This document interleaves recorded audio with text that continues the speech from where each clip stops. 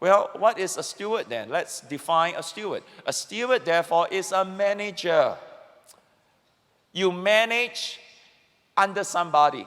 You manage for someone. You manage for God. You are a treasurer. You hold His resources in trust.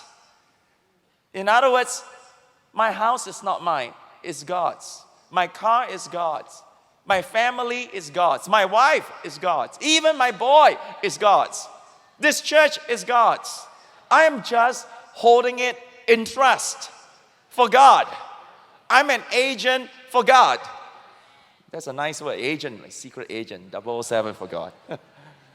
You see, we are His redistributor. So when God passes something, it's meant for us to redistribute. So stewards carry this mentality. What I have is not mine. I'm just a caretaker for my master. I'm just his manager. I'm just his treasurer. I'm just his redistributor of all his assets, all his possessions, and everything really belongs to my master. You see, Haggai 2 verse 8, God says, the silver is mine, the gold is mine.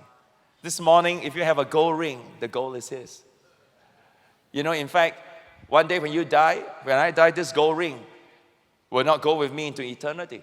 Every piece of gold we have will stay on this planet. Everything belongs to him. It's loaned to us for our enjoyment for 80, 90 years.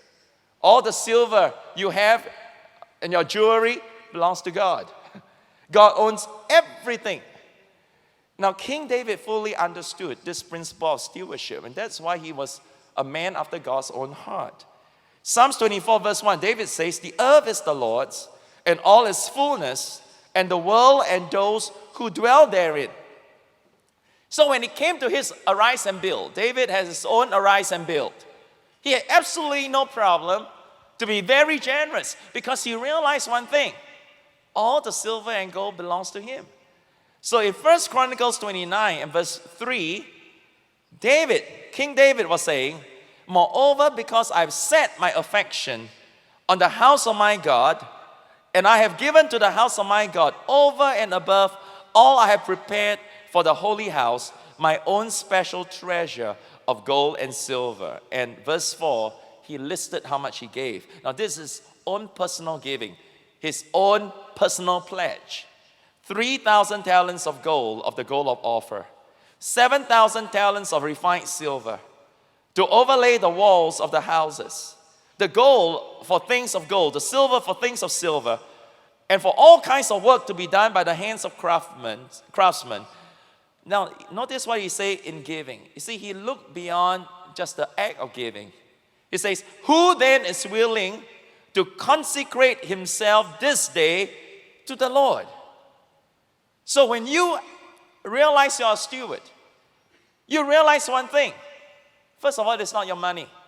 And when you're willing to be a good steward, you are really consecrating your life to him. You're saying, God, I want to make you so pleased with me. I want you to know I love you. This is not mine. I recognize it. I know it.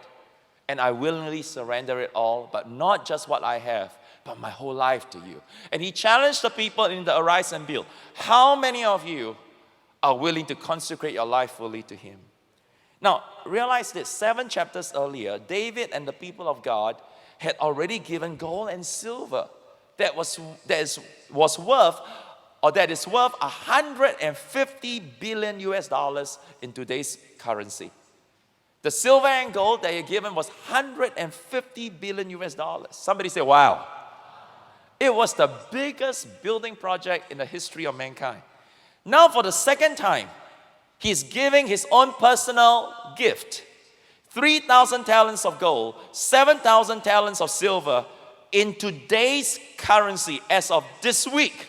The price of gold and silver, that is 3.8 billion US dollars. Now, David, of course, he was a king. He's rich. He can do it. But he already gave a lot. Now he literally emptied everything because he knew from dust he came, from dust he will return. All he had was the Lord's. He was just a steward, not a proprietor. So David says in verse 12, both riches and honor come from you, and you reign over all. In your hand is power and might. In your hand it is to make great and to give strength to all. But who am I and who are my people that we should be able to offer so willingly as this? Now watch. For all things come from you, and of your own we have given you. See, God wants to share His abundance with us.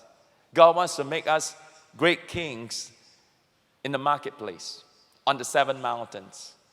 But He wants to know, what kind of mindset do you have? Do you have a mindset of a proprietor? Like the fool who thought, this is mine. It's all mine. It's all me, I, mine.